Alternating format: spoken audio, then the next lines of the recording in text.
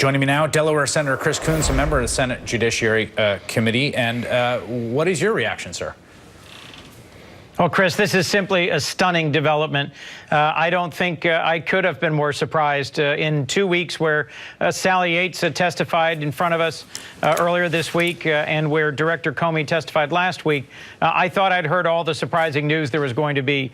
That President Trump took this striking and sudden action and relied upon advice from Attorney General Sessions, who is supposed to have recused himself from the ongoing investigation into the possible coordination between the Trump campaign and Russia, raises an obvious question. Why did President Trump wait until now to fire Director Jim Comey? The cited reasons are all public facts that have been known for months.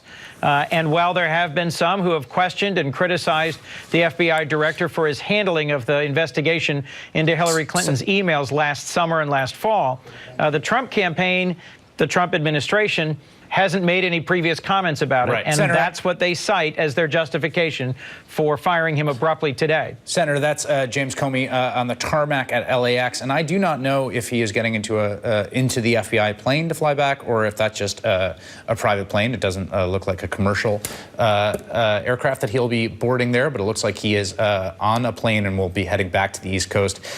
So you do not trust the reason. I mean, I guess the question to me is how big a deal is this from your perspective? The president has this power. It's in the statute that created the director's position or amended it after Watergate and after Hoover.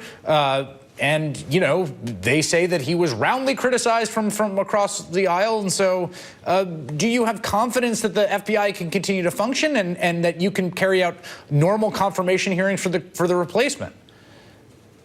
Well, Chris, that's the real question. Can the FBI continue to conduct an independent investigation into the possibility that there was collusion between the Trump campaign and the Russians, particularly in light of the abrupt firing of U.S. attorneys, the firing of Sally Yates, and now today the firing of FBI Director Comey?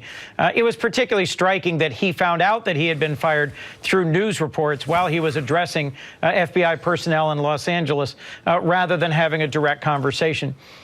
It is hard for me to believe that the entire reason for his firing is what was proffered by the Attorney General and the Deputy Attorney General.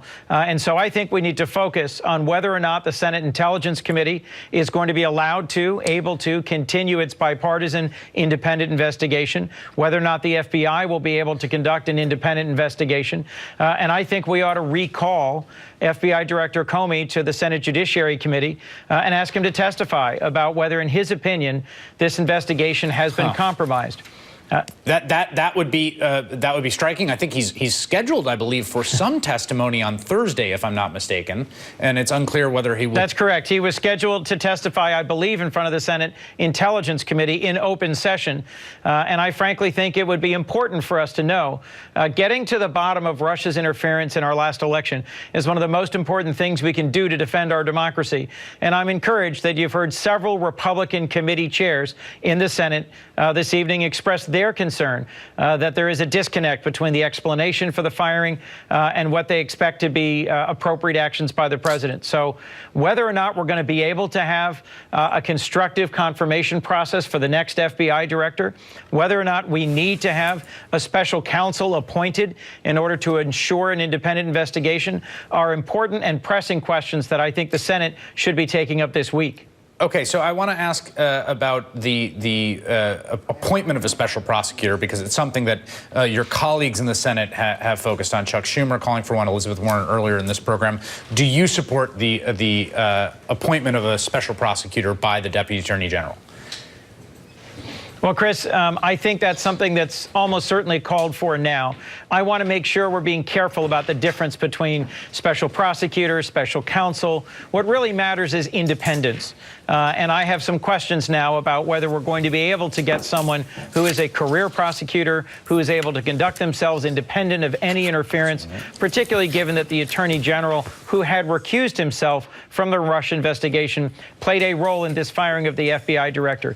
I would support the appointment of an independent prosecutor or special counsel to manage this investigation going forward. I think our critical question has to be, can they really be independent? All right, Senator Chris Coons, thank you for making time tonight. I appreciate it.